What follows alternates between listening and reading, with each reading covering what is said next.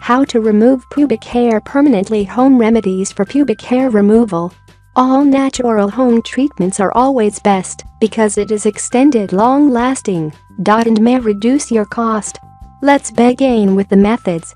1. Sugar mix. In a bowl, add 3 tablespoons of sugar, 1 lemon juice and honey.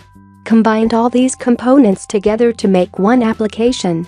Use the mixture on your area and in reverse way try to damage the pubic hair. This is one of the best natural way or home treatment to get rid of pubic hair. 2. Honey and sugar treat.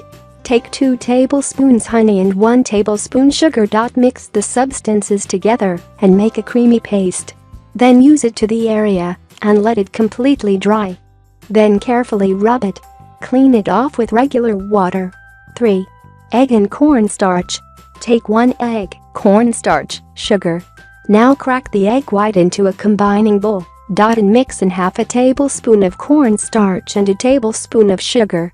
Mix well until it forms a thick smooth paste. Apply the paste to your skin. Let it dry 25 minutes or so. And peel it off, taking out hair in the method. All methods are effective for removing hair. Just apply your pubic area and test which works best for you.